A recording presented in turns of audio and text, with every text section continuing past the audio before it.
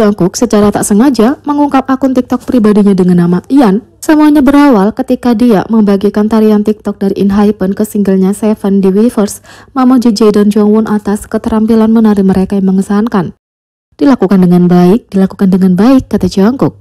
Tapi penggemar yang pandai segera menyadari bahwa dengan mengeklik tautan itu, mereka dibawa ke akun TikTok pribadinya dan mengungkapkan namanya menjadi Ian. Setelah menyadari nama pengguna terlihat, Jungkook dengan cepat mengubah namanya menjadi JK. Tapi sudah terlambat, penggemar sudah melihat semuanya. Meriah, Ian mulai menjadi trending dalam berbagai frasa di Twitter termasuk Jungkook Ian dan Mr. John Ian. Jungkook menjelaskan dalam situasi di Weverse bahwa akun pribadinya digunakan untuk pemantauan. Semenjak aku share TikTok, sekarang kamu tahu akun TikTokku, lol. Aku bikin nickname Ian, aku malu. Betul, ini aku tapi aku tidak pakai. Ini untuk pemantauan. Aku segera mengalihkannya ke JK. Nah, karena kamu tahu sekarang, aku akan membiarkannya apa adanya. Lebih baik begitu, lol, kata Jungkook. Jungkook kemudian menunjukkan betapa memalukannya semua itu baginya ketika dia memohon kepada penggemar untuk tidak mengolok-oloknya. Tapi itu hanya mengundang lebih banyak lelucon lucu tentang nama panggilannya. Jungkook mengatakan, aku malu, lain kali kalau kita bertemu, jangan mengolok-olokku, jangan membuat lelucon tentang Ian, kata Jungkook. Tentu saja ARMY tidak dapat membiarkannya lolos begitu saja dan membanjiri media sosial dengan lelucon-lelucon kocak. Sementara itu, asal-usul nama TikTok pribadi Jungkook Ian. Baru-baru ini, Jungkook membuat kesalahan lucu ketika dia secara tidak sengaja mengungkapkan akun TikTok pribadinya menggunakan nama Ian. Meskipun sepertinya dia memilih nama acak, ARMY tahu Ian punya arti khusus bagi Jungkook. Selama episode Knowing Brothers BTS, Jungkook mengumumkan ide nama panggilan yang hampir dia pilih saat debut.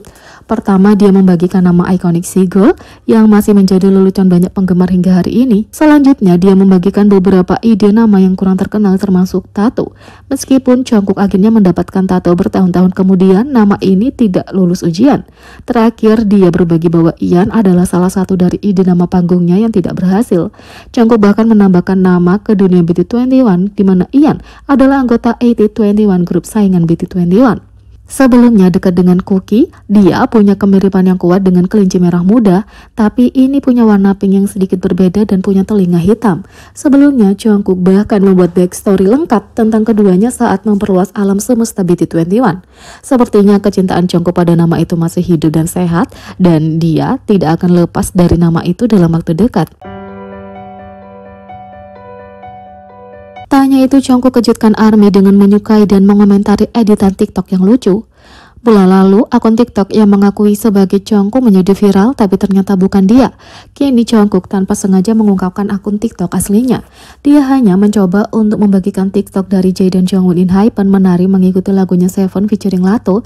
Tapi ketika ARMY mengklik tautan itu, TikTok memberitahu mereka bahwa Ian membagikan video tersebut. Ketika Jungkook menyadari apa yang dia lakukan, dia mengubah namanya menjadi JK. Dilakukan dengan baik, Jungkook dengan cepat menjelaskan situasinya melalui Weverse. Dia mengatakan bahwa dia tidak akan memposting di akun TikTok, sebaliknya dia akan menggunakannya untuk memantau. Sekarang, ARMY tahu bahwa akun TikTok adalah @Jungkook7, mereka mengikutinya. Mereka juga melihat dia punya sesama grup hype, Seventeen, Tomorrow by Together, ENHYPEN, Boy Next Door, &TEAM, Lisa Raffim, New Jeans, dan Fromis_9. ARMY menemukan video yang disukai Jungkook dimulai dengan dance cover Seven ENHYPEN, diikuti dengan Boy Next Door, Kim Jae-han, dan &TEAM. Jungkook menyukai berbagai video yang menggunakan beberapa variasi audio Seven-nya, termasuk video dance challenge, editan, dan banyak lagi. Dia juga mulai menyukai video dan meme lucu. Video terbaru Jungkook yang dia sukai adalah hasil editan yang lucu. Itu adalah kolase dari dirinya menari di Suga Suchwita dan versi tariannya sendiri dari ARMY. Dalam bahasa Spanyol tertulis, "Apakah kamu mendengar tentang kontroversi baru di TikTok? Aku untukmu." Video itu menjadi viral dalam waktu kurang dari 9 jam dan 1,1 juta penayangan pada saat itu. Jungkook tidak hanya menyukai videonya, dia bahkan berkomentar. Beberapa mengomunikasikan bahwa dia banyak menertawakannya. ARMY kaget karena Jungkook menyukai dan mengomentari video ini, menyadari dia sudah jauh ke dalam TikTok ARMY.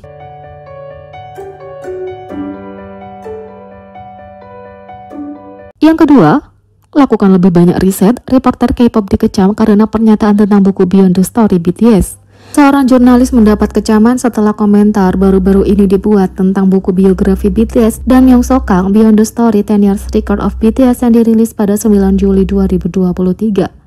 Baru-baru ini, Arirang News membahas popularitas Beyond the Story 10 Years Record of BTS selama segmennya Issues and Insiders.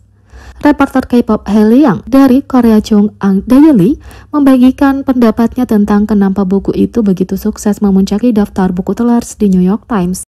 Mungkin juga ada alasan yang lebih besar di balik sebuah buku yang mencapai nomor 1 dalam daftar oleh band K-pop Korea, bukan? Ya, pertama-tama kalau dipikir-pikir, ARMY BTS dikenal dengan daya beli mereka yang luar biasa. Mereka membeli hingga 3 juta eksemplar album BTS setiap kali mereka merilis satu, kata Hailey. Hailey Yang beralasan Beyond the Story 10 Years Record of BTS telah begitu sukses karena ARMY membutuhkan sesuatu untuk membelanjakan, karena grup itu tidak merilis album sekarang karena para anggota telah memulai masa pendaftaran mereka.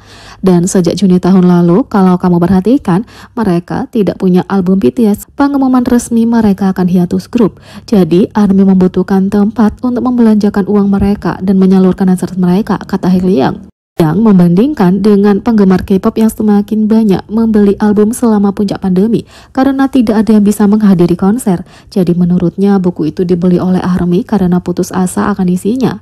Dan itu sama seperti sebagian penjualan CD meroket sejak pandemi dimulai dan jarak sosial mencapai puncaknya.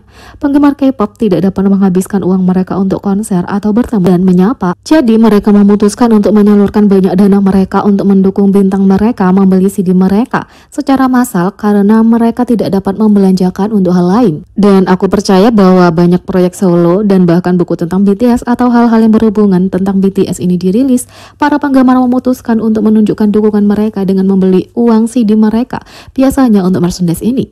Kali ini menurutku buku itu adalah bentuk daya tarik BTS yang sangat bagus untuk dirilis di pasaran saat para penggemar benar-benar haus akan konten, kata Hailey Yang. ARMY tidak percaya di balik alasan ini. Mereka menunjukkan bahwa tidak ada kekeringan dalam konten dan merchandise BTS. Kalau ada, fandom lebih bangkrut dari sebelumnya dengan masing-masing anggota merilis proyek solo termasuk album dan tour Agus di Suga. Netizen mengatakan, lol, by the way, untuk mengatakan ARMY membeli buku dalam jumlah besar karena mereka tidak punya CD untuk dibelanjakan. Kalau kamu OT7, kamu sudah menghabiskan banyak uang untuk semua rilis anggota. Jadi, tidak perlu putus asa untuk membeli, terutama membeli buku secara massal.